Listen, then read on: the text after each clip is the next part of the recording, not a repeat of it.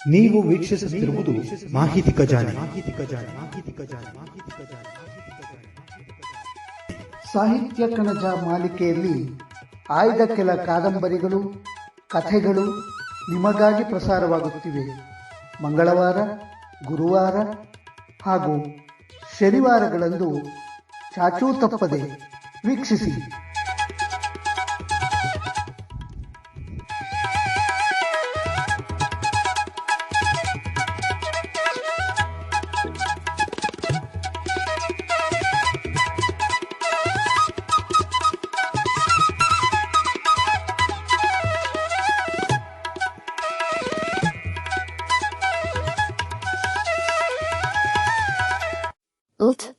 ಆಕಸ್ಮಿಕ ನೀವಿಲ್ಲೇ ಬನ್ನಿ, ಅಲ್ಲಿ ಬಹಳ ಕಿಷ್ಕಂದ ಆಗುತ್ತೆ ಎಂದ ತನ್ನ ಪಕ್ಕದಲ್ಲಿ ಜಾಗ ತೋರಿಸಿ. ಹಾಸಿಗೆ ಹಾಸಿದೀರಾ?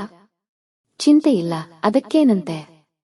ನೀವು ಕೂತರೆ ಹಾಸಿಗೆ ಮೈಲಿಗೆಯಾಗೋದಿಲ್ಲ. ಮೂರ್ತಿ ಹೇಳಿದುದನ್ನು ಕೇಳಿ ಆತ ಒಮ್ಮೆ ಮೂರ್ತಿಯ ಮುಖವನ್ನು ಮತ್ತೊಮ್ಮೆ ಆಕೆಯ ಮುಖವನ್ನು ಮಿಕ ನೋಡಿ, ನೀವೇನೂ ತಿಳಿದುಕೊಳ್ಳದಿದ್ದರೆ ಸರಿ ಸಾರ್ ಎಂದು ಮೂರ್ತಿಯ ಹಾಸಿಗೆಯ ಮೇಲೆ ಕುಳಿತುಕೊಂಡ.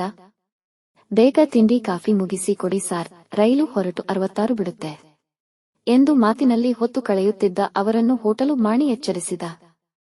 ಮಾಣಿ ತಂದಿದ್ದ ತಿಂಡಿಯನ್ನು ಅವರಿಬ್ಬರೂ ತೆಗೆದುಕೊಂಡು ಆಕೆಗೂ ಕೊಟ್ಟರು. ಆದರೆ ಆಕೆ ಮುಟ್ಟಲಿಲ್ಲ. ವ್ಯಾಸರಾಯ ಬಲವಂತ ಮಾಡಿದರು. ನನಗೆ ಹಸಿವಿಲ್ಲ, ಕಾಫಿ ಕುಡಿತೀನಿ 6 ಎಂದಳು. ಅದರ ಮೇಲೆ ಏನು ಹೇಳಿದರು ಆಕೆ ತಿಂಡಿ ಮುಟ್ಟಲಿಲ್ಲ. ನಿನಗೆ ಅಂತ ಏನೇನೋ ಕಟ್ಟಿಸಿಕೊಂಡು ಬಂದೆ, ಹೋಗ್ಲಿ ಬಿಡು, ನಿನಗೆ ತಿನ್ನೋ ಪುಣ್ಯವಿಲ್ಲ ಎಂದು ವ್ಯಾಸರಾಯ ನಿರ್ಯೋಚನೆಯಾಗಿ ತಿಂಡಿ ತಿನ್ನತೊಡಗಿದ. ಆತ 3 ಜನಕ್ಕೆ ಎಂದು 6 ಜನಕ್ಕೆ ಆಗುವಷ್ಟು ತಿಂಡಿ ಕಟ್ಟಿಸಿಕೊಂಡು ತಂದಿದ್ದ. ಜಿಲೇಬಿ, ಬಾದುಷಾ, ವಡೆ, ಪೂರಿ, ಉಪ್ಪಿಟ್ಟು, ಇದರ ಮೇಲೆ ಡಬಲ್ ಡೋಸ್ ಕಾಫಿ, ಬೇಡ ಇಷ್ಟಿತ್ತು ಪರಿಕರ. ಅದಷ್ಟರಲ್ಲಿ ಇಬ್ಬರ ಪಾಲಿನದನ್ನು ಒಬ್ಬನೇ ತಿಂದು ಮುಗಿಸಿ ವ್ಯಾಸರಾಯ ಪ್ರಯಾಣದಲ್ಲಿ ಹೊಟ್ಟೆಗೆ ಮಾತ್ರ ಸಂಕೋಚ ಮಾಡಿಕೊಳ್ಳಬಾರದು.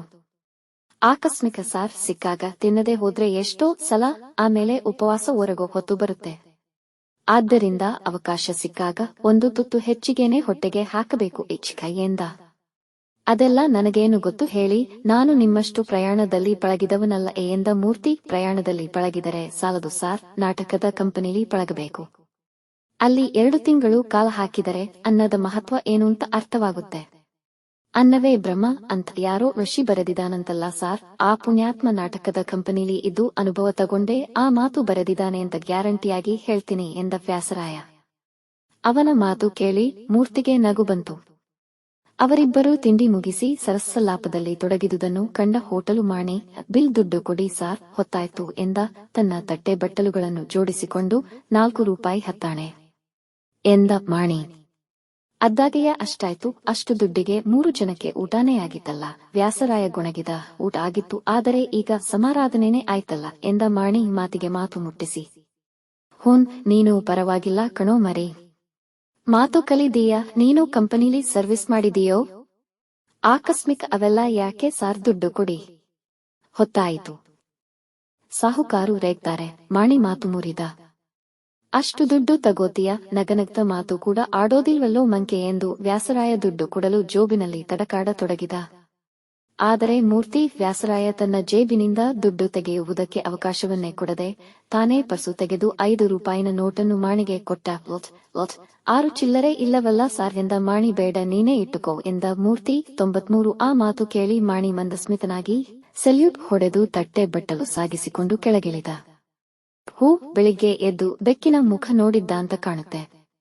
ಅಲ್ಲ ಸಾರ್, ನೀವು ಹೀಗೆ ಮಾಡೋದೆ ಎಂದ ವ್ಯಾಸರಾಯ ತುಂಬಾ ಅಸಮಾಧಾನವಾದವನಂತೆ. 6 ಏಕೆ? ಎಲ್ಲಾರೇ ದುಡ್ಡ ನೀವೇ ಕೊಟ್ಟು ಬಿಡೋದೆ, ಅದರಲ್ಲೇನು ತಪ್ಪಲ್ಲ ಸರಿ, ಮತ್ತೆ ಜೊತೆಲಿ ಪ್ರಯಾಣ ಮಾಡೋರು 99 ಯಾರು ಕೊಟ್ಟರೇನು? ಅಷ್ಟರಲ್ಲಿ ಏನು ಸಂಪತ್ತು ಕೊಳ್ಳೆ ಹೋಗೋದು? ಇರಲಿ ಬಿಡಿ, ಇದು ತಗೊಳ್ಳಿ, ಹಚ್ಚಿ 9 ಎಂದು ಮೂರ್ತಿ ವ್ಯಾಸರಾಯನಿಗೆ ಸಿಗರೇಟು ಪ್ಯಾಕೆಟ್ ಕೊಟ್ಟ. ಆಕಸ್ಮಿಕ ವ್ಯಾಸರಾಯ ಮೂರ್ತಿ ಕೊಟ್ಟ ಸಿಗರೇಟ್ ಪ್ಯಾಕೆಟ್ ಅನ್ನು ಹಿಂದೆ ಮುಂದೆ ತಿರುಗಿಸಿ ಕೇಳಿದ. ಪ್ಲೇಯರ್ಸ್ ಈಗೆಷ್ಟಿದೆ ಸಾರ್ ಇದು ಪ್ಯಾಕೆಟ್ಟಿಗೆ? 13 ವರಾಣೆ. ಬಾಳ ದುಬಾರಿ ಆಗೋಯ್ತು. ಒಂದಕ್ಕೆ 1 ವರಾಣೆ ಬೀಳುತ್ತೆ ಅಲ್ವೇ? ಬಾಳ್ ಬಡವರಿಗೆ ಒಪ್ಪತ್ತಿನ ಊಟ ಆಗುತ್ತೆ, ನೀವು 5 ನಿಮಿಷದಲ್ಲಿ ಸುಟ್ಟು ಹಾಕೋದು ಎಂದು ಮೂರ್ತಿಯ ದುಂದುಗಾರಿಕೆಯನ್ನು ಟೀಕಿಸುತ್ತಲೇ ವ್ಯಾಸರಾಯ ಸಿಗರೇಟ್ ತೆಗೆದು ಹೊತ್ತಿಸಿ ಬೀಡ ಬಾಯಿಗೆ ಹಾಕಿಕೊಂಡು ಜಗಿಯುತ್ತಾ ಆಕೆಗೆ 6 ಬೀಡಾನಾದ್ರೂ ಹಾಕಿಕೋ ಎಂದ. ಆಕೆ ಅದು ತನಗೆ ಬೇಡವೆಂದು ತಲೆಯಾಡಿಸಿದಳು. ನಿಮ್ಮ ಮನೆಯವರು ತುಂಬಾ ಸಂಕೋಚದ ಸ್ವಭಾವದವರಂತ ಕಾಣುತ್ತೆ. ಏನು ಮುಟ್ಟಲೇ ಇಲ್ಲ, ಹೋಗಲಿ, ಅವರಿಗೆ ಈ ಹಣ್ಣಾದರೂ ಕೊಡಿ ಎಂದು ಮೂರ್ತಿ ತಾನು ಕೊಂಡ ಕಿತ್ತಳೆ ಹಣ್ಣುಗಳಲ್ಲಿ 2 ತೆಗೆದು ವ್ಯಾಸರಾಯನ ಕೈಗೆ ಕೊಟ್ಟ. ಇದು ಬೇರೆ ಇತ್ತೆ ಎಂದು ವ್ಯಾಸರಾಯ ಕಿತ್ತಳೆ ಹಣ್ಣನ್ನು ಕೈಯಲ್ಲಿ ಆಡಿಸುತ್ತಾ ಮೂರ್ತಿಯ ಮುಖವನ್ನು ಸೂಕ್ಷ್ಮವಾಗಿ ನೋಡಿ ಆಕೆಯತ್ತ ಹಣ್ಣಿದ್ದ ಕೈಯನ್ನು ಚಾಚಿ ತಗೋ ಎಂದ. ಆಕೆ ಈಗಲಾದರೂ ಹಣ್ಣು ತೆಗೆದುಕೊಳ್ಳುತ್ತಾಳೋ ಇಲ್ಲವೋ ನೋಡ. ಆಕಸ್ಮಿಕ 101 ಬೇಕೆಂದು ಮೂರ್ತಿ ಆಕೆಯನ್ನೇ ನೋಡುತ್ತಿದ್ದ. ಆಕೆಯು ಅವನ ಕಡೆ ನೋಡಿ ಮಿಂಚಿನ ವೇಗದಲ್ಲಿ ದೃಷ್ಟಿಯನ್ನು ವ್ಯಾಸರಾಯನತ್ತ ಹೊರಳಿಸಿ ಬೇಡ ಎಂದು ತಲೆ ಅಲ್ಲಾಡಿಸಿದಳು. ಛೇ ಹಾಗನ್ಸಾರು. ಯಾರೇ ಆಗ್ಲಿ ಹಣ್ಣು ಹಾಲು ವಿಶ್ವಾಸದಿಂದ ಕೊಟ್ರೆ ಬೇಡ ಅನ್ನಬಾರದು. ಎಷ್ಟು ವಿಶ್ವಾಸದಿಂದ ಕೊಡ್ತಾರೋ ಅಷ್ಟೇ ವಿಶ್ವಾಸದಿಂದ ತಗೋಬೇಕು. ಅನ್ನ ಕೊಟ್ಟೋನು ಚಿನ್ನ ಕೊಟ್ಟ, ಹಣ್ಣು ಕೊಟ್ಟೋನು ಹೃದಯ ಕೊಟ್ಟ ಅಂತ ನಮ್ಮ ಕಂಪನಿ ನಾಟಕ ಬರೆಯೋ ಶಾಸ್ತ್ರಿಗಳು ಹೇಳ್ತಾ ಇದ್ರು ಸಾರ್. ಹೆಂಗಸಿಗೆ ಅದೆಲ್ಲ ಏನು ಗೊತ್ತು ಹೇಳಿ. ಥಗೋ ಬೇಡಾನ ಬಾರದು, ಬೇಕಾದ್ರೆ ಈಗ್ಲೇ ತಿನ್ನು, ಇಲ್ಲೇ ಹೋದ್ರೆ ಹತ್ತಿರ ಇಟ್ಟುಕೊಂಡಿದ್ದು ಬೇಕಾದಾಗ ತಿನ್ನು ಎಂದು ಎಳೆಯ ಮಕ್ಕಳನ್ನು ಪುಸಲಾಯಿಸುವವನಂತೆ ಹೇಳಿದ ವ್ಯಾಸರಾಯ. ಆತನ ಮಾತು ಕೇಳಿ ಮೂರ್ತಿಗೆ ನಗು ಬಂದಂತೆಯೇ ಆಕೆಯ ಮುಖದ ಮೇಲೂ ಮಂದಹಾಸ ಸುಳಿಯಿತು. ಆಕೆಯ ಮುಖದ ಮೇಲೆ ಮಂದಹಾಸ ಮಿನುಗಿದಾಗ ಕತ್ತಲಲ್ಲಿ ಕರಗಿದ್ದುದು ಮಿಂಚು ಹೊಳೆದಾಗ ಚಕ್ಕನೆ ಕಂಡು ಮಾಯವಾಗುವಂತೆ ಆ ಮಂದಹಾಸದ ಕಾಂತಿಯಲ್ಲಿ ಅದುವರೆಗೂ ದುಃಖದ ಮೋಡದಡಿಯಲ್ಲಿ ಹುದುಗಿದ ಆಕೆಯ ಮುಖದ ಸಹಜಲಾವಣ್ಯ ಹೊರಚಿಮ್ಮಿ ಕಣ್ಣು ಕೋರೈಸಿ ಮೂರ್ತಿಯ ಹೃದಯವನ್ನು ಒತ್ತಿ ಹಿಡಿದಂತಾಯಿತು.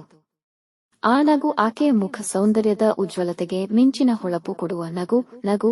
ಆಕೆಯ ಕನ್ನಡಿ ಕಪೋಲದಲ್ಲಿ ಸಣ್ಣ ಗುಳಿ ಬೀಳಿಸಿ ಕಣ್ಣನ್ನು ಕೆರಳಿಸುವ ಆ ನಗುವಿಗಾಗಿ ಹಣ್ಣನ್ನೇ ಅಲ್ಲ, ಜಗತ್ತನ್ನೇ ಬೇಕಾದರೂ ಕೊಡಬಹುದು ಎನಿಸಿತು ಮೂರ್ತಿಗೆ. ಆಕಸ್ಮಿಕ ಆ ಮುಖದಲ್ಲಿ ಆ ನಗು ಮಿನುಗಿದಾಗ ಆಕೆ ಅಪರಿಚಿತಳಂತೆ ದೂರ ಕುಳಿತಿರದೆ ತನ್ನ ತೋಳೊಳಗೆ ಇದ್ದಿದ್ದರೆ ಮೂರ್ತಿಯ ಮೈಯ ರಕ್ತ ಇದ್ದಕ್ಕಿದ್ದಂತೆ ಕಾವೇರಿ ವೇಗವಾಗಿ ಹರಿಯಲಾರಂಭಿಸಿ ರಕ್ತದ ವೇಗಕ್ಕೆ ಮಿಡಿಯುವ ಹೃದಯದ ಮಿಡಿತ ಪಕ್ಕದಲ್ಲಿ ಕುಳಿತಾತನಿಗೂ ಕೇಳಿಸಿತೇನೋ ಎನಿಸಿತು ಮೂರ್ತಿಗೆ. ವ್ಯಾಸರಾಯನು ಆ ಭಾವನೆಯನ್ನು ಬಲಿಸುವಂತೆ ಮೂರ್ತಿಯ ಮುಖವನ್ನು ನೋಡುತ್ತಿದ್ದ. ಹಾಗೆ ನೋಡುತ್ತಾ ಆತನ ಮುಖ ಗಂಭೀರವಾಯಿತು. ಒಂದು ಗಳಿಗೆ ಏನೋ ಚಿಂತಿಸುತ್ತಾ ಹಣ್ಣನ್ನು ಕೈಯಲ್ಲೇ ಆಡಿಸುತ್ತಿದ್ದು ಬಳಿಕ ಏನೋ ನಿರ್ಧಾರಕ್ಕೆ ಬಂದಂತೆ ಹೂ ತಗೋ ಎಂದು ಕಿತ್ತಳೆ ಹಣ್ಣುಗಳನ್ನು ಆಕೆಯ ತೊಡೆಗಳ ಮೇಲಿಟ್ಟ. ಹಣ್ಣನ್ನು ಅವನು ಹಾಗೆ ಇಟ್ಟ ರೀತಿಯಲ್ಲಿ ಏನೋ ಉದ್ದೇಶವಿದ್ದಂತಿತ್ತು. ಅಲ್ಲದೆ ಹಣ್ಣನ್ನಿಡುವಾಗ ಆತ ಆಕೆಯ ತೊಡೆಯನ್ನು ಚಿಗುಟಿದನೋ ಏನೋ ಆಕೆ ನಿಟ್ಟು ಬಿದ್ದಳು. 66 ಹಣ್ಣಿಡಬಾರದು, ಹೂ ಬಾಡಿಸಬಾರದು, ತಗೋ ಇಂದಿರಾ, ಒಂದು ತೊಳೆನಾದ್ರೂ ತಿಂದು ಅವರಿಗೆ ಕೊಟ್ಟಿದ್ದು ಸಾರ್ಥಕ ಆಯ್ತು ಅನಿಸು ಎಂದ ವ್ಯಾಸರಾಯ ನಗುತ್ತಾ. ಆತನ ನಗುವಿನಲ್ಲಿ ಬರೀ ಹಾಸ್ಯವೇ ಅಲ್ಲದೆ ಮತ್ತೇನೋ ಇತ್ತು. ಆಕೆ ಏನೂ ಮಾತಾಡದೆ ಯಾಂತ್ರಿಕವಾಗಿ ಹಣ್ಣನ್ನು ಸುಲಿದು ಒಂದು ತೊಳೆ ಬಾಯಿಗೆ ಹಾಕಿಕೊಂಡಳು. ಆ ಹಣ್ಣ ಬಹು ಕಷ್ಟದಿಂದ ಆಕೆಯ ಗಂಟಲೊಳಗೆ ಇಳಿದಂತೆ ತೋರಿತು. ಆಕೆ ಆ ತೊಳೆಯನ್ನು ತಿನ್ನುತ್ತಿರುವಾಗಲೇ ರೈಲು ಗಟ್ಟಿಯಾಗಿ ಸಿಳ್ಳು ಹಾಕಿ ಹೊರಡುವ ಸೂಚನೆ ಕೊಟ್ಟು ಜಗ್ಗೆಂದು ಗಾಡಿಯನ್ನು ಹಿಂದಕ್ಕೆ ಒತ್ತಿ ಮುಂದಕ್ಕೆ ಎಳೆಯಿತು. ಆ ತುಯಾಟದಲ್ಲಿ ಆಕೆಯ ತೊಡೆಯ ಮೇಲಿದ್ದ ಒಂದು ಹಣ್ಣು ಆಕಸ್ಮಿಕ 008 ಕೆಳಗುರುಳಿತು. ಆಕೆ ಅದು ಕೆಳಗೆ ಉರುಳಿದುದು ಅರಿವಿಲ್ಲದಂತೆ ಸುಮ್ಮನೆ ಕುಳಿತಿದ್ದಳು. ರೈಲು ಮುಂದಕ್ಕೆ ಹೊರಟಿತು. ಈ ಕೆಳಗೆ ಬಿದ್ದ ಹಣ್ಣು ಅಲ್ಲೇ ಇತ್ತು. ವ್ಯಾಸರಾಯ ಅದನ್ನು ನೋಡಿದರೂ ನೋಡದವನಂತೆ ಕುಳಿತಿದ್ದ. ಅದನ್ನು ನೋಡಿ ಮೂರ್ತಿಯೇ ಧೈರ್ಯ ಮಾಡಿ ಹಣ್ಣು ಕೆಳಗೆ ಬಿತ್ತು ನೋಡಿ 39 ಎಂದು ಕೆಳಗೆ ಬಿದ್ದ ಹಣ್ಣನ್ನು ಎತ್ತಿ ಆಕೆಗೆ ಕೊಟ್ಟ. ಆಕೆಯು ಯಾಂತ್ರಿಕವಾಗಿ ಹಣ್ಣಿನ ಕೈ ಚಾಚಿದಳು. ರೈಲಿನ ಕುಲುಕಾಟದಲ್ಲಿ ಹಣ್ಣು ಕೊಡುವಾಗ ಇಬ್ಬರ ಕೈಯ ಸೋಕಿತು. ಮೂರ್ತಿಯ ಮೈಯಲ್ಲಿ ಬಳ್ಳಿ ಮಿಂಚು ಚಿಮ್ಮಿತು. ತಮ್ಮಿಬ್ಬರ ಕೈ ಸೋಕಿದುದನ್ನು ವ್ಯಾಸರಾಯ ನೋಡಿದನೇನೋ ಎಂದು ಮೂರ್ತಿ ತಟಕ್ಕನೆ ಆತನತ್ತ ತಿರುಗಿ ನೋಡಿದ. ವ್ಯಾಸರಾಯ ಯಾವುದನ್ನು ನೋಡದವನಂತೆ ಸಿಗರೇಟು ಎಳೆಯುತ್ತಿದ್ದ. ಇಂದಿರಾ.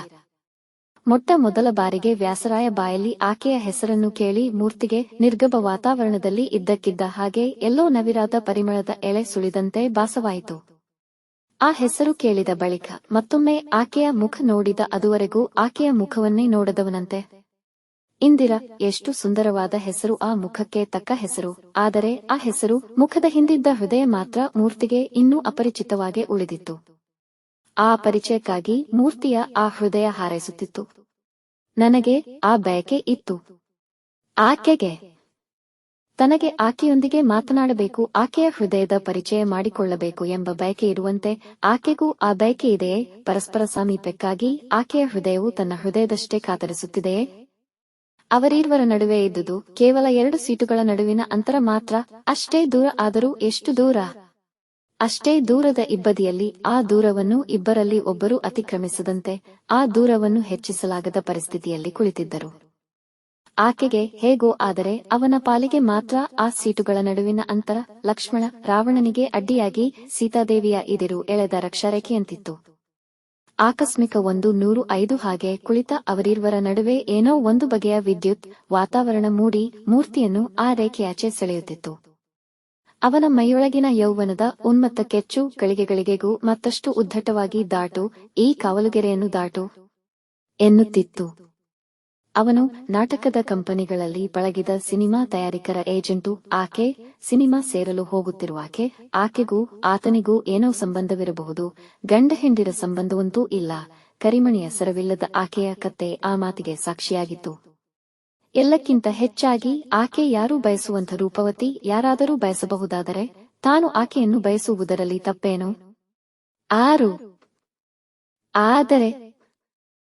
ಆದರೆ ಅವರೊಳಗಿನ ವಿವೇಚನೆ ಅವನಿಗೆ ಬುದ್ಧಿ ಹೇಳಿತು.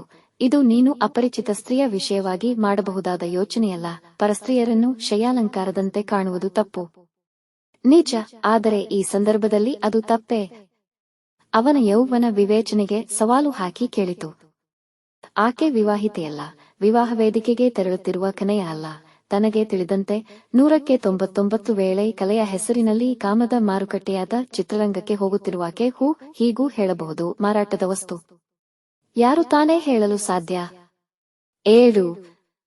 ಅಲ್ಲ ಎಂದು ಹಾಗೆ ಇರುವಾಗ ಈಕೆಯನ್ನು ತಾನು ಬಯಸುವುದು ತಪ್ಪೇ? ಆಕಸ್ಮಿಕ ಅಸಹಜವೇ? ಅಲ್ಲವೆಂದೇ ತೋರಿತು. ಕಾಮದ ಕಾವಳ ಕವಿಯುತ್ತಿದ್ದ ಮೂರ್ತಿಯ ಕಣ್ಣುಗಳಿಗೆ ಒಡತಿ ಆಕೆ. ಇಂದಿರಾ, ಆ ಮೃದು ಮಧುರ ಹೆಸರಿನ ಅಷ್ಟೇ ಸುಂದರ ದೇಹದ ಆಕೆ ಯಾರ ಪಾಲೋ ಆಗುವುದರ ಬದಲು ತನ್ನವಳಾದರೆ ಆಗಬಾರದೇಕೆ? ಅದಕ್ಕೇನು ಅಭ್ಯಂತರ? ಆಕೆಗಾಗಿ ತನ್ನ ಪ್ರಾಣವನ್ನು ಒಪ್ಪಿಸಬಹುದು ಎಂದು ತೋರಿತು ಮೂರ್ತಿಗೆ. ನಿಜ, ಎಂಥ ಬಲಿದಾನವನ್ನು ಸಾರ್ಥಕಗೊಳಿಸುವಂಥದು ಆಕೆಯ ರೂಪ. ಆದರೆ ತನಗೆ ಆಕೆಯನ್ನು ಪ್ರೀತಿಸಲಾಗಲಿ, ಆಕೆಗಾಗಿ ಏನಾದರೂ ಮಾಡುವುದಕ್ಕಾಗಲಿ ಅವಕಾಶ ಸಿಕ್ಕಿತೆ. ಸಿಗಬಾರದು ಎಂದೇನೂ ಅಲ್ಲ, ಆದರೆ ಸಿಕ್ಕಬಹುದೇ? ಅಂಥ ಅವಕಾಶ ಸಿಕ್ಕಿದರೆ ನೂರಾರು ಬಯಕೆಗಳ ಹೂಗಳ ಮಾಲೆ ಕಟ್ಟಿತು. ಮೂರ್ತಿಯ ಮನಸ್ಸು ಆ ಬಯಕೆಗಳು ಬೆಳೆದಂತೆ ಅವನಿಗೆ ಇದಿರು ಕುಳಿತ ಹೆಣ್ಣು ಅವನ ಬಾಳಿನ ಬಹುದೊಡ್ಡ ಸವಾಲಿನಂತೆ ತೋರಿದಳು.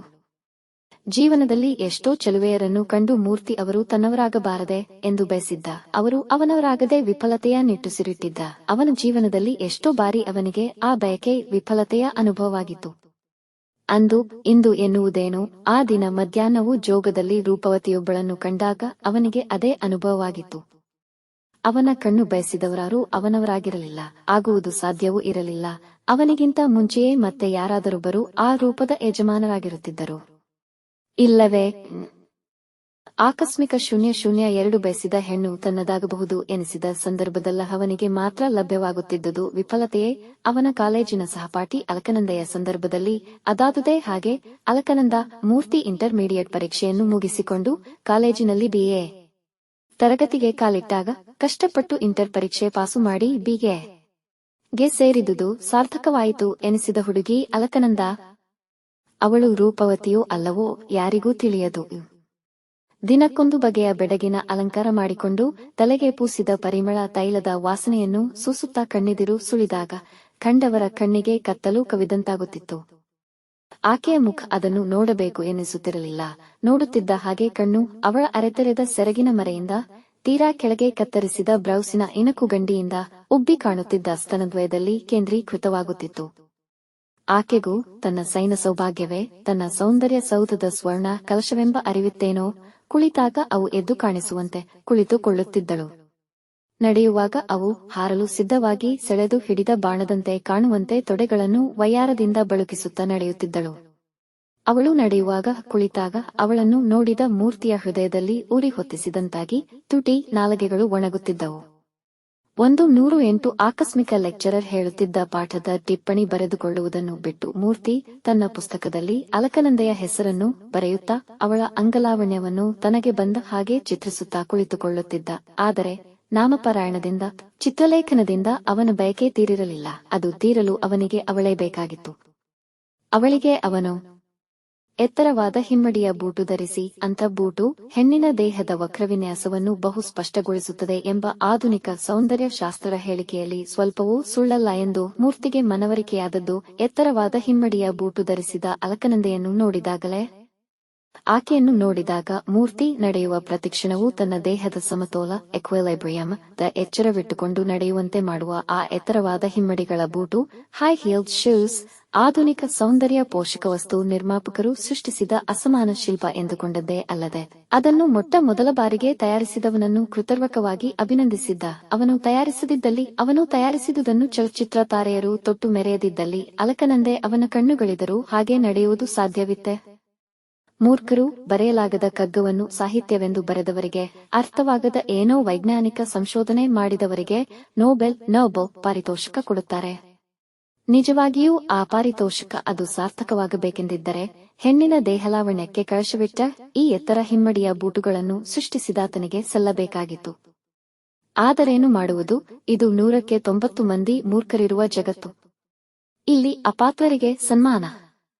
ಆ ಎತ್ತರವಾದ ಹಿಮ್ಮಡಿಯ ಬೂಟುಗಳನ್ನು ಧರಿಸಿ ಒಳಗೆ ಧರಿಸಿದ ಆಕಸ್ಮಿಕ ಡಬಲ್ ಶೂನ್ಯ ಕಾಮಾಹತವಾದ ಹೃದಯಗಳ ಕಸೂತಿಯ ಸಾಲುಚಿತ್ರವಿದ್ದ ಲಂಗ, ಪೆರೆಕೌಟ್, ಕಾಣುವಷ್ಟು ನವಿರಾದ ರೇಷ್ಮೆ ಸೀರೆಯನ್ನು ಮೈಗೆ ಹತ್ತುವಂತೆ ಉಟ್ಟು, ಚೀನಾ ಬೀಸಣಿಗೆಯಂತೆ ಬಿಚ್ಚಿದ ಸೆರಗನ್ನು, ಕೆಂಪು ಉಗುರು ರಂಗು ಬಳಿದ ಬೆರಳುಗುರುಗಳು ಹೊಳೆಯುವಂತೆ ಮುಂಗೈಯ ಮೇಲೆ ಧರಿಸಿ, ಆ ಸಂಕಲ್ಲೇ ಪುಸ್ತಕಗಳನ್ನು ತಬ್ಬಿಕೊಂಡು ಮುಡಿಯ ಹೂವು ಮೈಗೆ ಲೇಪಿಸಿದ ಪರಿಮಳದ ಗಂಧವನ್ನು ಗಾಳಿಗೆ ಹುಚ್ಚುತ್ತಾ, ತುಟರಂಗಿನಿಂದ ರಂಗೇರಿದ ತುಟಿಗಳ ಮೇಲೆ ಮಂದಹಾಸ ತುಳುಕಿಸುತ್ತಾ, ಮಾಟವಾಗಿ ಕತ್ತರಿಸಿ, ಕಪ್ಪು ಹತ್ತಿಸಿದ ಹುಬ್ಬಿನ ಚೆಲುವು ಇಮ್ಮಡಿಯಾಗುವಂತೆ ಅತ್ತಿತ್ತ ಕಣ್ಣಾಲಿಗಳನ್ನು ಚಮಕಿಸುತ್ತಾ ಅಲಕನಂದ ಅವನ ಎದುರಿಗೆ ಕಾರಿಡಾರ್ ನಲ್ಲಿ ನಡೆದಾಗ ಮಾಟವಾದ ಕತ್ತನ್ನು ಮಣಿಸಿ ಸುತ್ತಲೂ ನೋಡಿಯೂ ನೋಡದಂತೆ ನೋಡಿ, ವಯ್ಯಾರದಿಂದ ತರಗತಿಯಲ್ಲಿ ಕುಳಿತಾಗ ಮೂರ್ತಿ ಎಷ್ಟೋ ಸಾವಿರ ಬಾರಿ ತನ್ನ ಮೈ ಆ ಕಾರಿಡಾರ್ ನೆಲವಾಗಬಾರದಾಗಿತ್ತೆ, ತನ್ನ ತೋಡೆಯೇ ಅವಳು ಕುಳಿತು ಪುನೀತಗೊಳಿಸುವ ಸ್ಕೂಲಾಗಬಾರದಿತ್ತೆ ಎಂದು ನಿಟ್ಟುಸಿರುಗರೆದಿದ್ದ.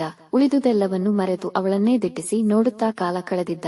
ಹಾಗೆ ಅವನು ಅವಳನ್ನು ನೋಡುತ್ತಿದ್ದುದನ್ನು ಕಂಡಾಗ ಒಮ್ಮೆ ಅವನ ಕನ್ನಡದ ಪ್ರೊಫೆಸರು ಅವನನ್ನು ತಮ್ಮ ರೂಮಿಗೆ ಕರೆಸಿಕೊಂಡು ಜೀಮಾರಿ ಮಾಡಿದ್ದರು. ಸಹಪಾಠಿಯಾದ ಹೆಣ್ಣನ್ನು ಹಾಗೆ ಕಣ್ಣು ಕೆಕ್ಕರಿಸಿ ನೋಡುವುದು ಅಸಭ್ಯತೆಯ ಪರಮಾವಧಿ ಎಂದು ಅವನನ್ನು ಹಳೆದಿದ್ದರು. 10 ಬಾರಿ ನೀನು ಆಕೆಯನ್ನೇ ನೋಡುವುದನ್ನು, ಎಷ್ಟೋ ಬಾರಿ ನೀನಾಕೆಯನ್ನು ಹಿಂಬಾಲಿಸುವುದನ್ನು ನಾನು ನೋಡಿದ್ದೇನೆ. ಇದು ಕೀಳು ಮನೋವೃತ್ತಿ ಬಿಡು. ಆಕಸ್ಮಿಕ ಎಂದು ಗದರಿಸಿಕೊಂಡಿದ್ದರು.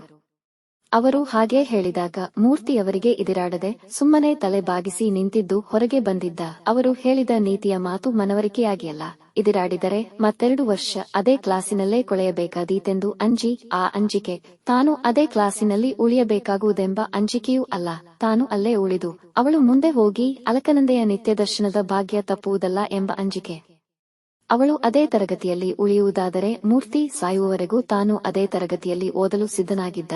ಪ್ರೊಫೆಸರರು ಗದರಿಸಿದಾಗ ಮೂರ್ತಿ ಆಯಂ ಪಡುತ್ತೇನೆ ಸೊರಿ ಸರ್, ನನ್ನ ನಡತೆಗಾಗಿ ನಾನು ವ್ಯಸನ ಎಂದು ಹೇಳಿದ್ದ. ಆದರೆ ನಿಜವಾಗಿಯೂ ಅವನಿಗೆ ವ್ಯಸನವಾಗಿರಲಿಲ್ಲ.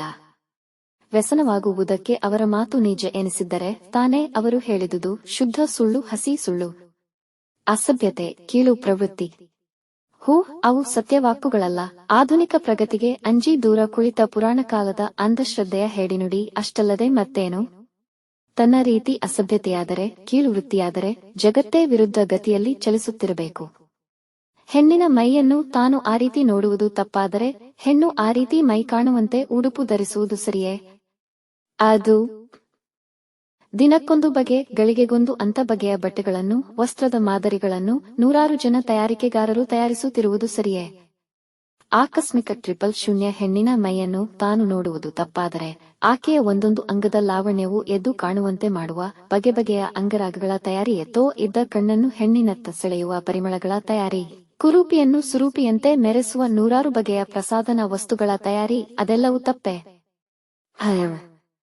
ತಪ್ಪಾದರೆ ಜನ ಆ ತಯಾರಿಕೆಗಳನ್ನು ಧರಿಸುತ್ತಿದ್ದರೆ ಅದನ್ನು ಧರಿಸದಿದ್ದ ಬಾಳೆ ಅಸಫಲ ಎಂದು ವೃತ್ತಪತ್ರಿಕೆಗಳು ಜಾಹೀರಾತು ಮಾಡುತ್ತಿದ್ದವೆ.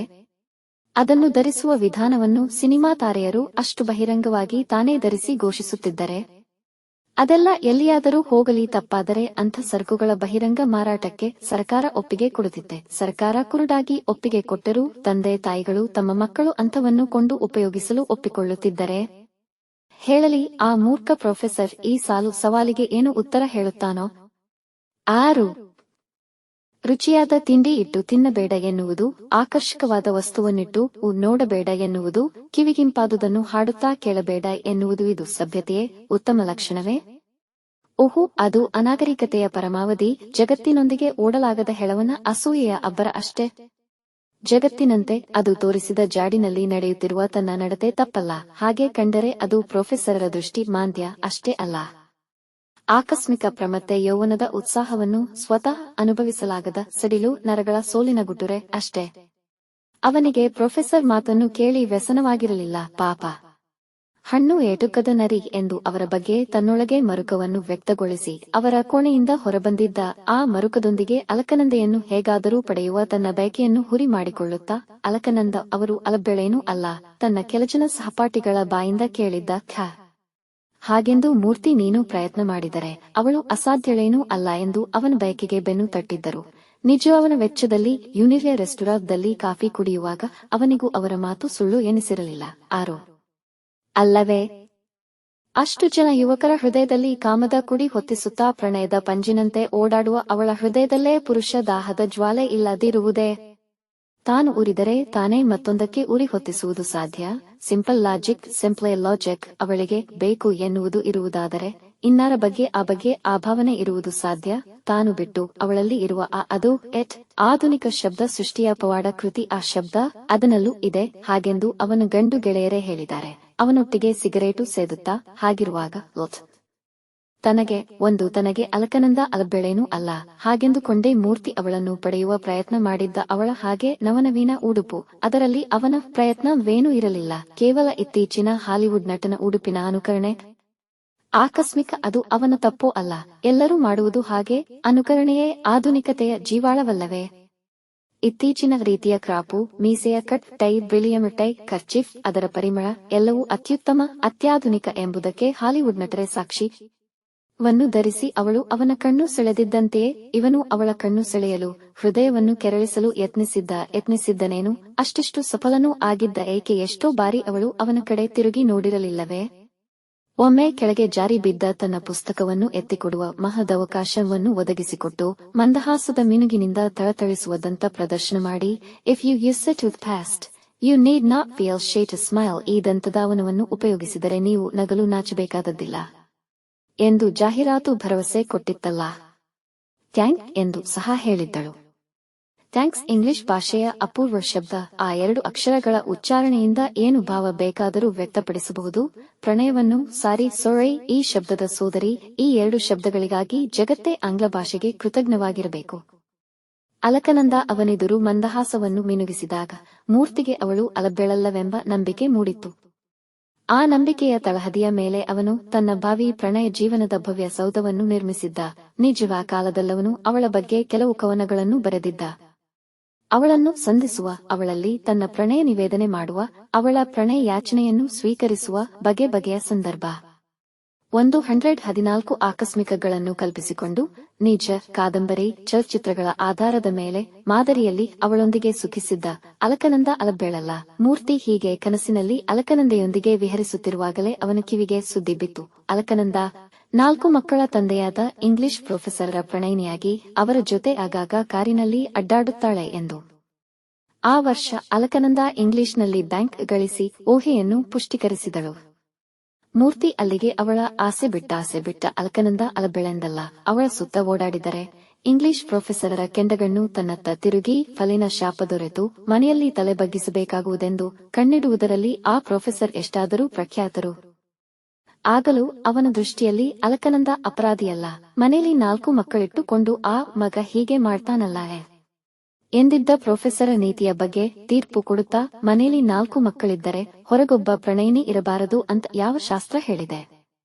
ಫ್ರಾನ್ಸಿನಲ್ಲಿ ಹೆಂಡತಿ ಕಟ್ಟಿಕೊಂಡವನಿಗಿಂತ ಪ್ರಣಯಿನಿಯನ್ನು ಇಟ್ಟುಕೊಂಡವನಿಗೆ ಮರ್ಯಾದೆ ಹೆಚ್ಚಂತೆ. ಇಲ್ಲದ ಓಬಿರಾಯನ ಕಾಲದ ಮಾತೆಲ್ಲ ಒದರಬ್ಯಾಡ. ಗಟ್ಸ್ ಇದ್ದರೆ ಈಗಲೂ ಒಂದು ಕೈ ನೋಡು. ಒಬ್ಬನಿಗಾದವಳು ಇಬ್ಬರಿಗೂ ಆಗಬಹುದು ಎಂದು ಅವನ ಮಿತ್ರರು ಆಗಲೂ ಅವನ ಸಿಗರೇಟನ್ನೇ ಸೇದುತ್ತಾ ಅವನ ಬೆನ್ನು ತಟ್ಟಿದ್ದರು. ಆಗಲೂ ಅಲಕನಂದ ಅವನ ಕಡೆ ಕಣ್ಣು ತಿರುಗಿಸುತ್ತಿದ್ದಳು. ಆಕಸ್ಮಿಕ ಚಾನ್ಸ್ ಇತ್ತು. ಆದರೆ ಈ ಗಟ್ಸ್ ಇರಲಿಲ್ಲ. ಅಲಕನಂದ ಜಾರಿ ಹೋದಳು. ಗೌರಿ ಹಾರಿ ಹೋದಳು. ಅಲಕನಂದ ಅವನ ಕಾಲೇಜು ಸಹಪಾಠಿ, ಗೌರಿ ಅವನ ನೆರೆಮನೆಯ ಹುಡುಗಿ. ಗೌರಿ ಒಳ್ಳೆ ಮಾಗಿದ ಹಣ್ಣು.